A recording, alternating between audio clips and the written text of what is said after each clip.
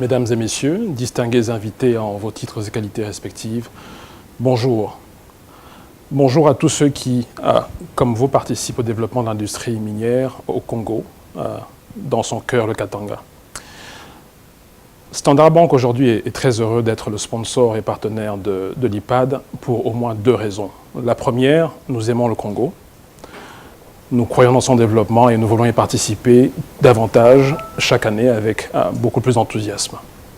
La deuxième raison est simplement qu'un forum tel que celui-ci permet chaque année aux acteurs de l'industrie de faire le point avec les membres du gouvernement, par ailleurs, et d'envisager ensemble le développement et les prochaines étapes nécessaires pour que notre industrie soit encore plus forte et plus porteuse de développement pour le Congo.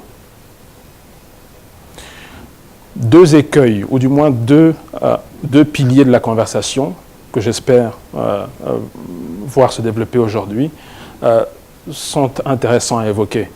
Le premier est celui de la question des infrastructures et de l'énergie.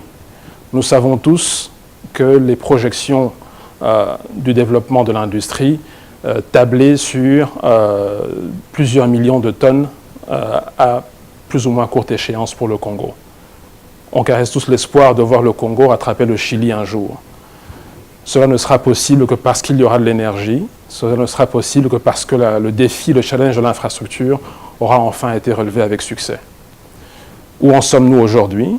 Quelles sont les prochaines étapes pour pouvoir enfin nous dire que ce changement structurel est aujourd'hui dans le passé et que nous pouvons enfin pleinement développer l'industrie? J'ai envie de savoir un petit peu où nous en sommes aujourd'hui sur cette question. La deuxième considération que je souhaitais partager avec vous aujourd'hui, c'est la considération qui me vient à l'esprit lorsque je pense à la position privilégiée de notre groupe d'origine sud-africaine, mais de présence panafricaine, détenu en partie par la plus grande banque au monde, ICBC, la banque chinoise.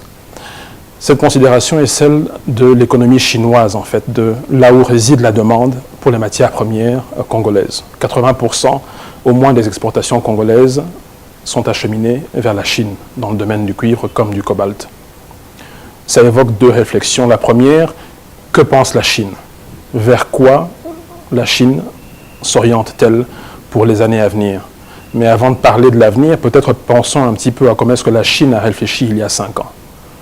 Le plan quinquennal de la Chine en 2011 évoquait un axe extrêmement important qui était celui d'orienter la consommation, le développement de son économie, encore une fois, sa croissance, autour de la demande intérieure. La consommation interne était un axe privilégié.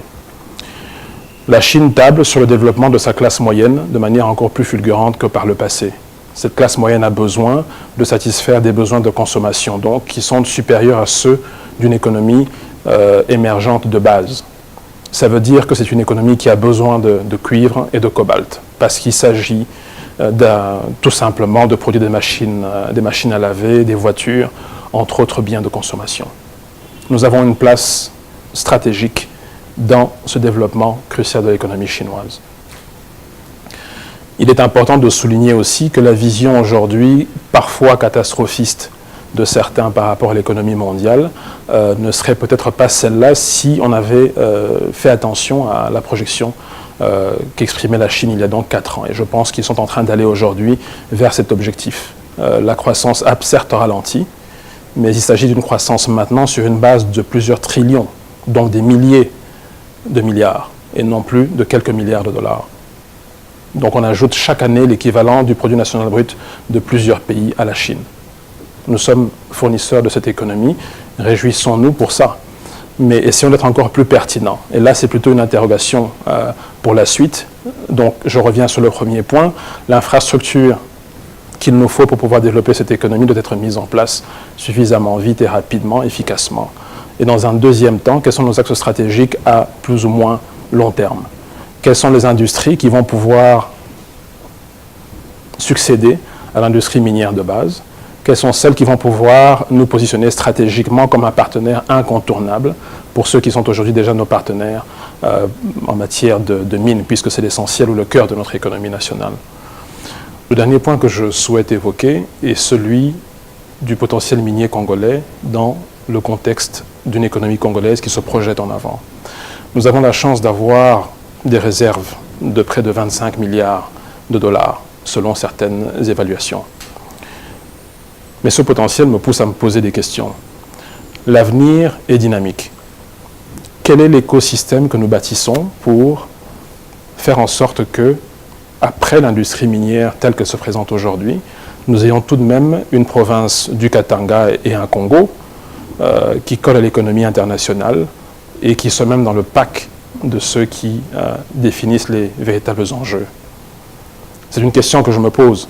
Je crois qu'au-delà de paramètres importants tels que les infrastructures que nous avons abordées en premier, l'éducation que nous avons vue, le système judiciaire qu'il faut sans cesse renforcer, le Congo se doit d'être dynamique et proactif.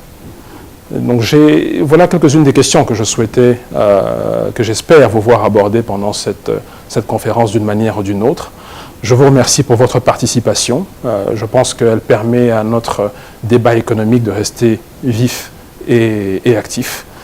Bon séjour au Katanga et vive notre économie minière.